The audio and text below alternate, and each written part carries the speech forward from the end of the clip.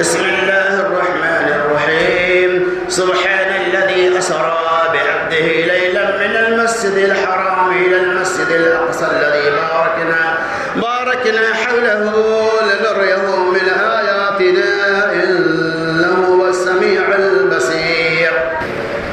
ہر قسم کی حمد و تعریف، بڑائی اور کبریائی، ثنا اور خوبی، بے شمار اور انگنت تسبیحات اس رب ذوالجلال والاکرام کے لیے ہے جو عبدی لا ضوال لا مثال لا ند له ولا مثل له ولا ظل له ہے. حالات حاضرات کو مد نظر رکھتے ہوئے آج کی اس خطبہ جمعہ میں معراج النبی صلی اللہ علیہ وسلم کی وضاحتیں کی جائیں گی. آپ یقین مانو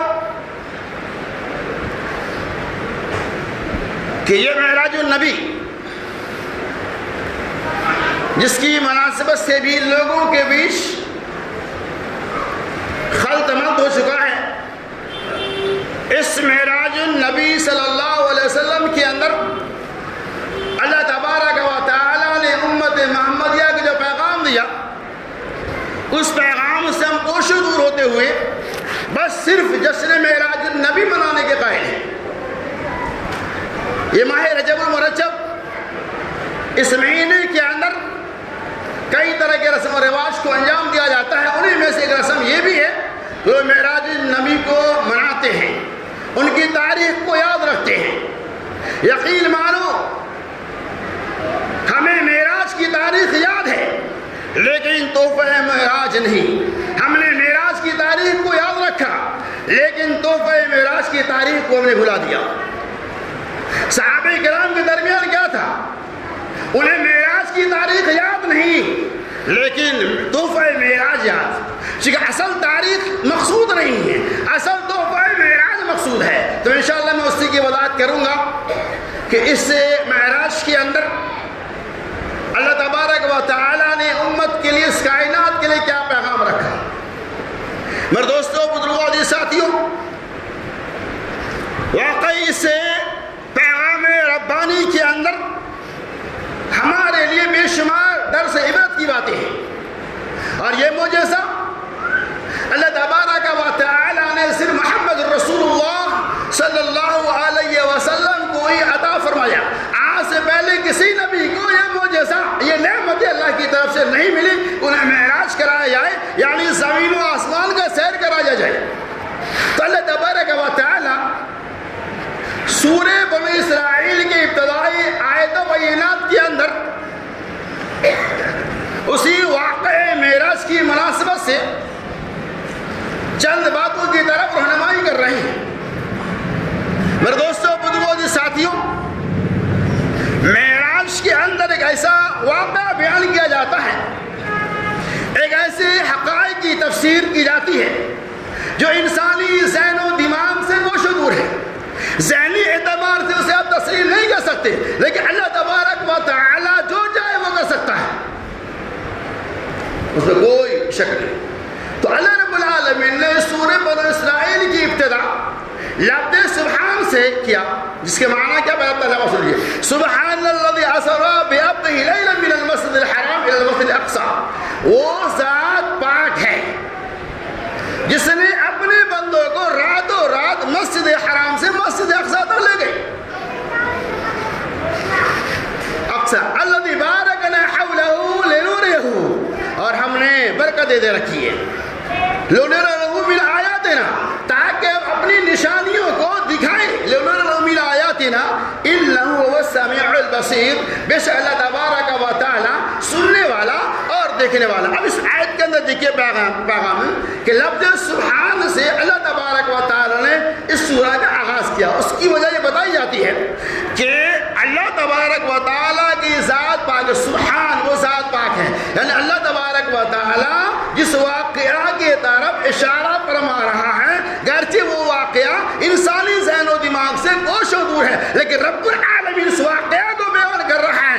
حبیب پاک محمد رسول اللہ صلی اللہ علیہ وسلم کے واقعہ کا تذکرہ کر رہا ہے، لہذا وہ رب العالمین سبحان الذی پاک پوتر ہے تمام عیبوں سے، وہ اللہ پاک ہے سبحان ہے، لہذا وہ جس واقعہ کو بیان کرے گا وہ واقعہ سچا ہوگا، اس کے اندر ذرہ برابر شبہ کی گنجائش نہیں ہے۔ تو سبحان الذی اسری بعبدہ، وہ رب العالمین پاک ہے۔ پاک کا معنی یہی ہوا کہ اللہ جس واقعہ کو بیان کر رہا ہے اس واقعہ کے اندر ذرہ برابر بھی کسی بیانی نہیں ہے، جھوٹا نہیں، سچا واقعہ۔ تو سبحان الذی اسری بعبدہ، وہ رب العالمین پاک ہے جو اپنے بندوں کو مسجد حرام سے مسجد اقصی کو لے گئے۔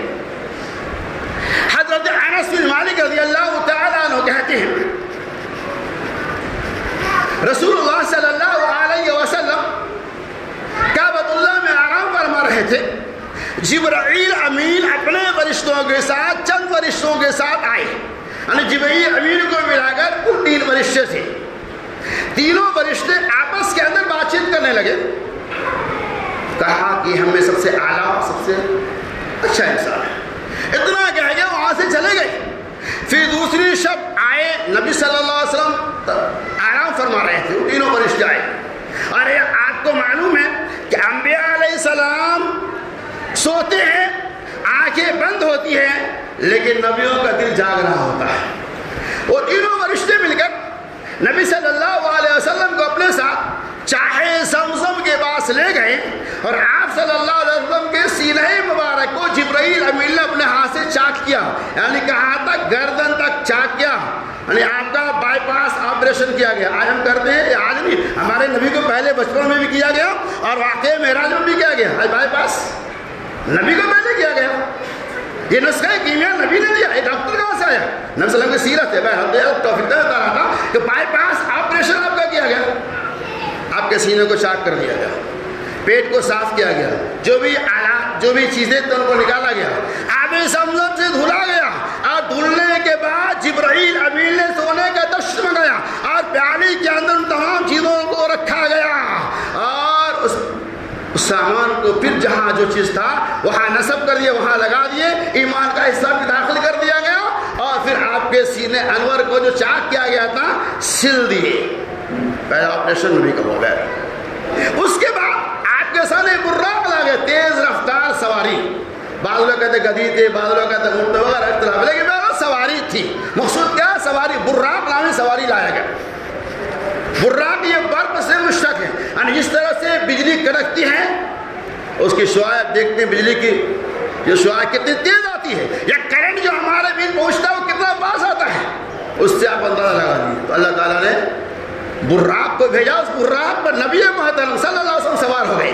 براق تھوڑا پہلے مرحلے میں بھی لگنے لگی، جبرائیل امین نے بعض روایت کو کان میں کہا اس پہ سوار ایسی ہستی ہے کہ آج سے پہلے ایسی ہستی کبھی سوار نہیں ہوا۔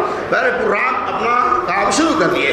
سفر واقعہ بہت ہی لمبا، باختصار میں بتا رہا ہوں کہ نبی صلی اللہ علیہ وسلم کا یہاں سفر شروع ہو گیا۔ واقعہ معراج کو مفسرین نے 2 حصوں میں تقسیم کیا، ایک ہے زمینی حصہ اور دوسرا آسمانی حصہ، اور قرآن نے کہا سبحان الذی اسری بعبدہ لیلا من المسجد الحرام الی المسجد الاقصی، کہ اللہ تبارک و تعالیٰ اپنے بندوں کو راتوں رات لے گئے مسجد حرام سے مسجد اقصی۔ آپ سے ہم جا رہے ہیں، راستے میں کئی مقامات پر رکے، اور وہ جگہ جو بار بار دیکھ کھجوروں والا ہے جو جگہ ہے جو حصہ ہے اس کو بھی آپ نے دیکھا، جبرائیل امین نے وہاں روکا، وہاں آپ نے نمازیں پڑھی، مقام مدین میں پہنچے وہاں بھی آپ رکے، اور کوہ طور سینا کے بعد پہنچے وہاں بھی آپ رکے، راستے میں آپ کے بیچ شراب اور دودھ کا برتن پیش کیا گیا، آپ صلی اللہ علیہ وسلم دودھ کا پیالہ نوش فرما لیے، راستے میں آپ کو اونٹنیوں کے قافلے سے ملاقات ہوئی، آپ صلی اللہ علیہ وسلم کو پیاس لگی ہوئی تھی، اور جو پانی وہاں ڈھکا ہوا تھا پانی پی لیا، پھر اس برتن کو اٹھا لیا۔ نبی صلی اللہ علیہ وسلم اسی طرح سے پہنچتے پہنچتے اس سے مسجد اقصی تک پہنچ گئے، آپ کی سواری دروازے سے باندھ دی گئی، اور محمد رسول اللہ صلی اللہ علیہ وسلم مسجد اقصی کے اندر تمام اماموں کی امامت کرائی، اللہ کی طرف سے حکم تھا، جبرائیل امین نے اذان دیا، اقامتیں ہوئی، نبی صلی اللہ علیہ وسلم تمام نبیوں کو نماز پڑھائی۔ اللہ جس چاہے وہ کر سکتا ہے۔ اب یہاں سے ایک سفر تو یہ ہے بالاختصار، اور پھر وہاں سے دوسرا سفر شروع ہوتا ہے جسے حدیث کے اندر اور جبی کہا گیا، یعنی آپ صلی اللہ علیہ وسلم کو چڑھایا گیا۔ معراج کے معنی چڑھنا سیڑھی کے آتے ہیں، اور جبی آپ صلی اللہ علیہ وسلم کو چڑھایا گیا، آپ آسمان پہ چلتے رہے جبریل امین کے ساتھ۔ آج لوگ نبی اس واقعہ معراج کو بھی ہوا بنا دیا اور اسے بھی رسول اللہ میں داخل کر دیا کہ ہماری عبرت کیا ہے۔ گئے، سفر شروع ہو چکا، دوسرا سفر ہے واقعہ معراج، اور جبھی آپ کو چڑھایا گیا، آپ چڑھے جبریل کے ساتھ۔ پہلے آسمان پہ آپ جب گئے تو حضرت آدم علیہ السلام سے ملاقات ہوئی، سلام علیک ہوا۔ دوسرے آسمان پہ گئے تو حضرت یحییٰ علیہ السلام، حضرت عیسیٰ علیہ السلام سے ملاقات ہوئی، سلام علیک ہوا۔ تیسرے آسمان پہ گئے تو حضرت ادریس علیہ السلام سے ملاقات ہوئی، سلام علیک ہوا۔ آپ آگے بڑھے، چوتھے آسمان پہ گئے تو حضرت یوسف علیہ السلام سے ملاقات ہوئی، سلام علیک ہوا۔ آپ آگے بڑھے، پانچویں آسمان پہ گئے تو حضرت ہارون علیہ السلام سے ملاقات ہوئی، سلام علیک ہوا۔ آپ آگے بڑھے، اور جب چھٹے آسمان پہ گئے تو موسیٰ کلیم اللہ سے ملاقات ہوئی، سلام علیک ہوا۔ محمد رسول اللہ صلی اللہ علیہ وسلم آگے بڑھے، موسیٰ علیہ السلام رونا شروع کر دیے۔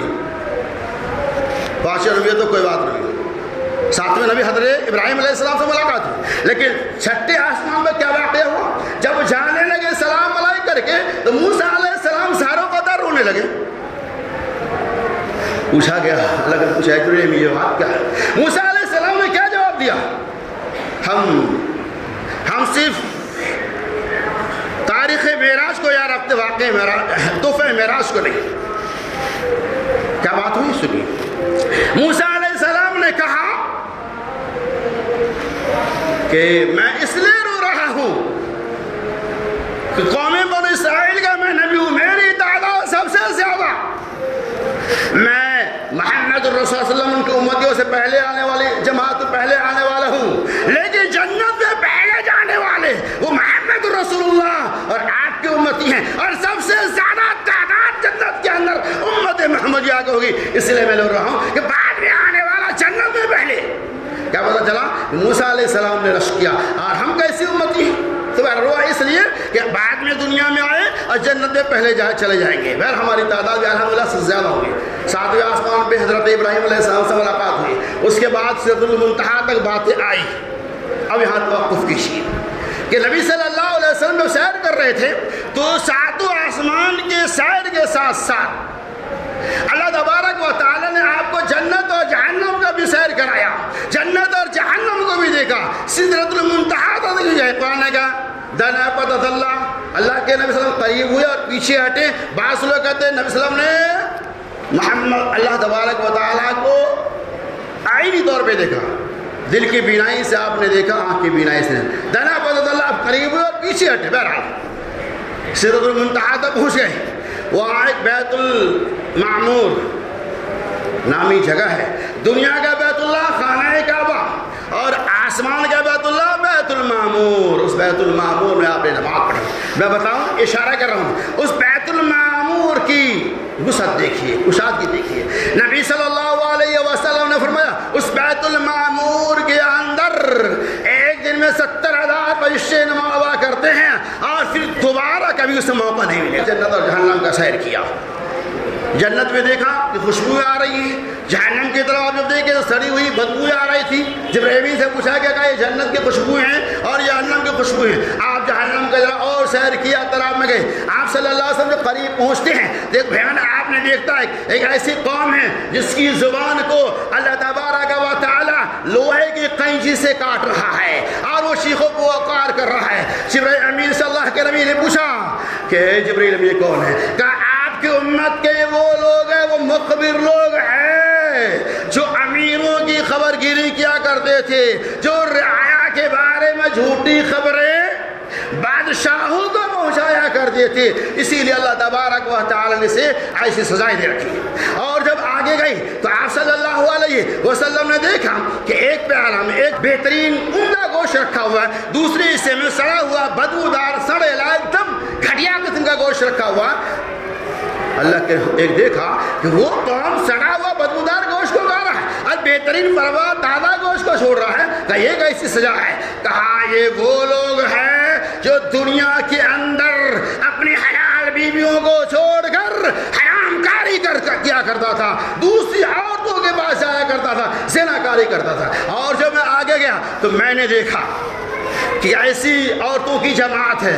میری بہنوں غور کھول کے سن لو، جو عورتیں جو مرد اس جرم میں ملوث ہیں، واقعہ معراج ہمیں یہ پیغام دیتا ہے۔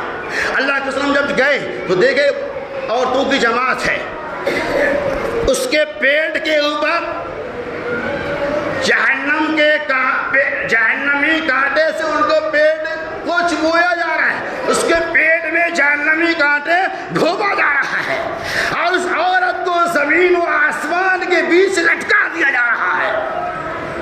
اللہ کے نبی صلی اللہ علیہ وسلم نے جبرائیل امین سے پوچھا کہ ما ہؤلاء جبرائیل امین، اے جبرائیل امین یہ کون خاتون ہیں؟ کہا یہ وہ عورتیں ہیں جو اپنے مردوں کو اوپر دوسرے کو بچوں کو داخل کیا کرتی تھی، یعنی وہ خاتون ہیں جو اپنے شوہر کو چھوڑ کر غیر مردوں سے زنا کراتی تھی، اور اس کے ذریعہ جو بچہ ٹھہرتا اس بچے کو اپنے اصل شوہر کی طرف منسوب کیا کرتا تھا۔ اسی لیے اللہ تبارک و تعالیٰ سے اتنا بھیانک اور خطرناک سزا دے رہا ہے۔ اللہ تعالیٰ اسی بدترین لعنت سے ہم خواتین کو بچنے کی توفیق عطا فرمائے۔ اور آگے گئے نبی صلی اللہ علیہ وسلم نے دیکھا کہ ایسی قوم ہے کہ جس کے جسموں کو جہنم کی آگ جلا رہی ہے، ایک طرف جسم جلتا ہے، دوسری طرف جسم پھر بنتا ہے، یہ سزائیں ہو رہی تھی۔ اللہ کے نبی صلی اللہ علیہ وسلم نے پوچھا کہ اے جبرائیل امین یہ کون لوگ ہیں؟ کہا یہ وہ لوگ ہیں، یہ وہ مجرمین کی جماعت ہے جو دنیا میں اپنے ماں باپ کی نافرمانی کر کے ان کے دلوں کو جلا رہا تھا، جس طرح سے دنیا میں اس نے اپنے ماں باپ کے دلوں کو جلایا تھا، آج اللہ تبارک و تعالیٰ اس کے سینے کو جلا رہا ہے۔ یہ واقعہ معراج۔ اور آگے گئے اور بے شمار واقعات سے ملیں گے۔ آپ نے دیکھا ایسی قوم ہے جس کا پیٹ بہت بڑا ہے، بہت بڑا، اتنا بڑا پیٹ ہے وہ زمین پہ گر رہا ہے، اور اسے فرعونی اور اسے ان کے پیٹوں کو جانوروں سے روندا جا رہا ہے۔ پیٹ بہت بڑا ہے جس کی وجہ سے وہ زمین پہ گر رہا ہے اور جہنمی جانوروں سے روند بھی رہا ہے۔ جبرائیل امین نے کہا یہ وہ لوگ ہیں جو دنیا کے اندر سود کھایا کرتا تھا، جو غریبوں کے مال کو سود کے نام پہ لوٹا کرتا تھا۔ سود خوروں کا یہ بھیانک انجام ہے۔ اس طرح سے واقعہ بہت ہی لمبا چل اس طرح کے نمونے اللہ تبارک و تعالیٰ نے محمد الرسول صلی اللہ علیہ وسلم کو دکھلایا، اور آپ آگے گئے دیکھیے پھر تھوڑے دیر کے لیے، اور آپ گئے جنت کی طرف، وہاں بھی آپ نے دیکھا کہ جنت کی خوشبو آ رہی، ایک مقام پہ گیا، آپ نے دیکھا یہ بہت بہترین بھینی بھینی پیاری پیاری خوشبو آ رہی ہے۔ جبرائیل امین سے پوچھا کہ ایک ایسے محل کی خوشبو ہے جس محل کے اندر مشاطہ اور ان کے بال بچے ہیں۔ امام بہقی رحمۃ اللہ علیہ نے بھی اس آیت کی تفسیر میں، امام ابن کثیر رحمۃ اللہ علیہ نے بھی اس واقعہ کو نقل کیا ہے۔ واقعہ کیا ہے وہ دیکھیے، توحید کا پیغام کتنا ٹھوس ہے ہم اور آپ نہیں سمجھتے۔ اللہ کے نبی سے جبرائیل نے کہا مشاطہ نامی خاتون جو فرعون کی شہزادی تھی، یہ ان کے بال بچوں کی خوشبو آ رہی ہے۔ واقعہ اس طرح سے کہ ایک مرتبہ فرعون کی شہزادی کنگھا کر رہی تھی، بال بنا رہی تھی، کنگھی زمین پر گر گئی، ان کی زبان سے اچانک بسم اللہ نکل گیا۔ کہا بسم اللہ، تو کسی نے کہا بسم اللہ تو میرے باپ، اللہ تو میرا باپ ہی۔ اس خاتون نے کہا نہیں، اللہ فرعون نہیں ہو سکتا ہے، اللہ وہ جو میرا رب ہے جو فرعون کا رب ہے، اللہ وہ ہے جو میرا رازق ہے فرعون کا رازق ہے، اللہ وہ ہے جو ساری کائنات کا ماوا و ملجا اور مالک ہے، لہذا میرا باپ اللہ نہیں ہے، اللہ وہ ہے جب سب کو کھلاتا پلاتا۔ اللہ کی تعریف کیا۔ یہ بات فرعون کو خراب لگی، اپنے ایلچیوں کو بلایا، کام کرنے والوں کو بلایا، اور تانبے کی کڑاہی مضبوط تیار کی گئی، تیار ہوتا ہے اس کو گرم کیا گیا، کھولا دیا گیا۔ کھولتے ہوئے پانی کا اگر چھینٹا پڑ جائے تو جس میں لہو لہان ہو جاتا ہے، پھوڑا ہو جاتا ہے۔ کھولتے ہوئے کڑاہی سامنے موجود ہے، کہا اے شہزادی کیا میں اللہ نہیں ہوں؟ کہا نہیں، اللہ وہ ہے جو میرا رب ہے جو آپ کا رب ہے۔ یہ توحید۔ کہا اگر تو اپنے بات سے باز نہیں آئے گی، کھولتی ہوئی کڑاہی کے اندر میں تمہیں ڈال کہا میرا رب وہی ہے. میرا آخر تک دھمکیاں دی گئی لیکن وہ خاتون نہیں مانی کہ میرا رب وہی ہے جو اس سے مجھے پیدا کیا اور آپ کو پیدا کیا.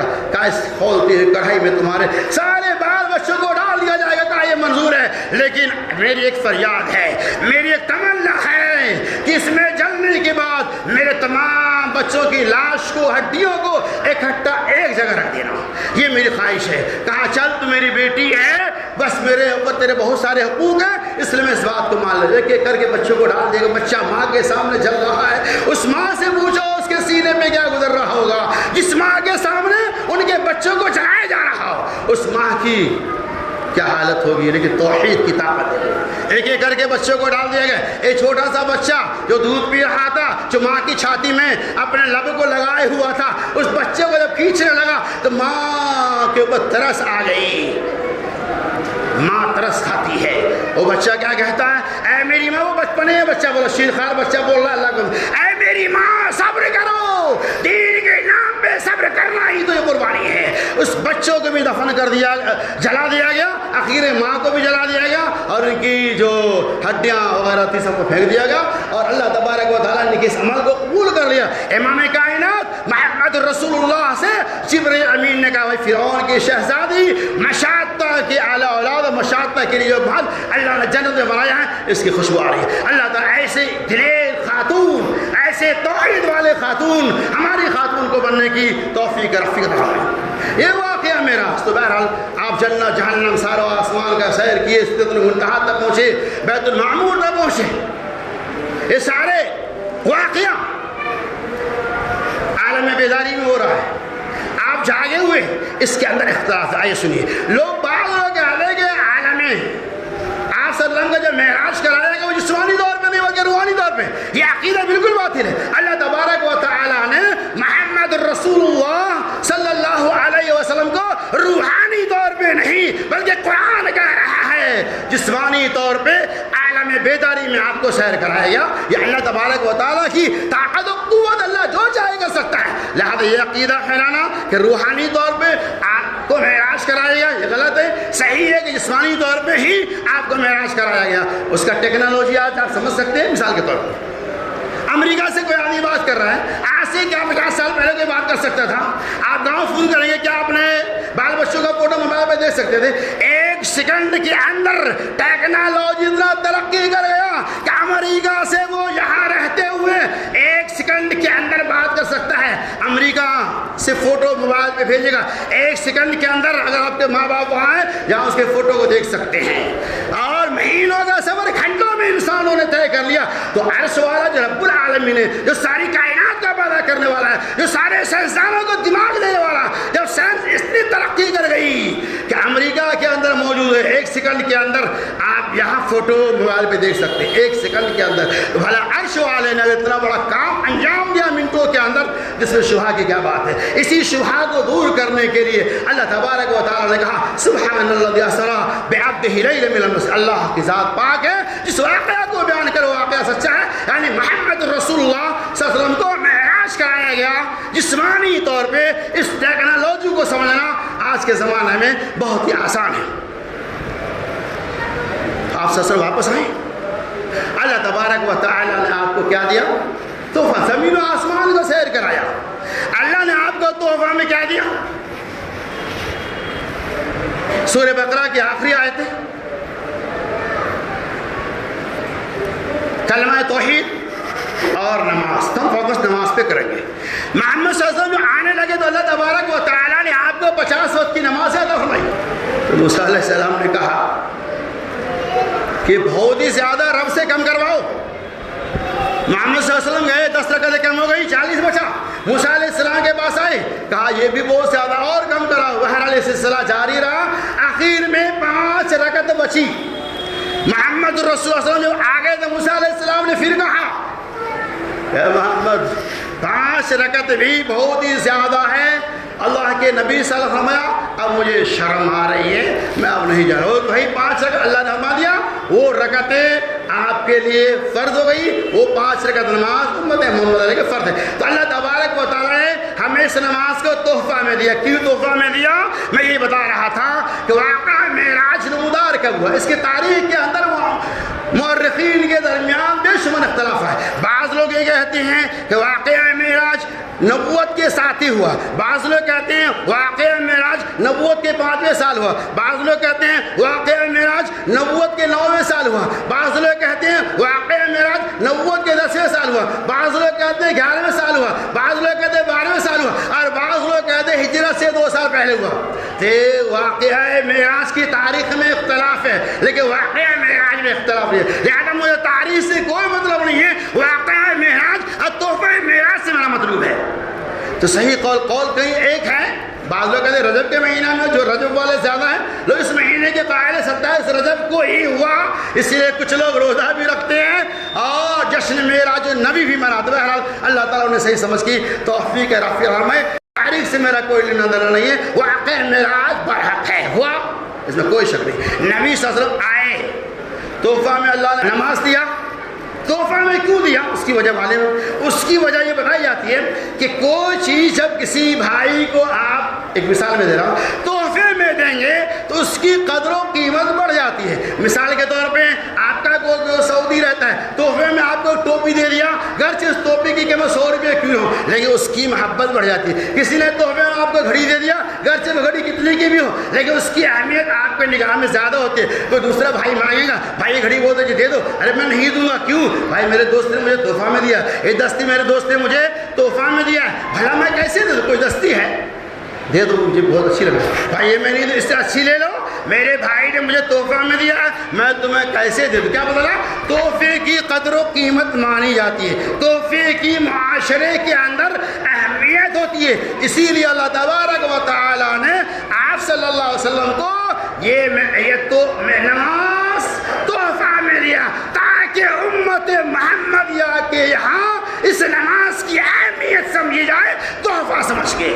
لیکن آج ہم امت محمدیہ نے اس تحفہ کو بھی ٹھکرا دیا، اپنے تحفے کی اہمیت ہے لیکن رب کے تحفے کی، نبی کے تحفے کی کوئی اہمیت نہیں۔ لہذا واقعہ معراج ہمیں یہ پیغام دیتا ہے کہ ہم آتش جہنم سے اپنے آپ کو بچا لیں، جنت والے عمل کریں، اور اللہ تعالیٰ نے اس معراج کے اندر جو توحید عطا فرمایا، قرآن کی آخری چند آیتیں عطا فرمائی، اور اللہ نے جو نماز کی شکل میں تحفہ دیا، اس کی ہم اور آپ قدر کریں۔ یہ ہے معراج، جو نبی صلی اللہ علیہ وسلم کا پیغام، اس پیغام کو کون تسلیم کرتا ہے؟ لہذا اللہ تعالیٰ ہمیں اور آپ کو معراج نبی صلی اللہ علیہ وسلم کے واقعہ سے جو عبرت اور جو پیغام اللہ کی طرف سے ملتا ہے، اللہ تعالیٰ اس سے ہمیں اور آپ کو اس کے اوپر عمل کرنے کی توفیق رفیق فرمائے۔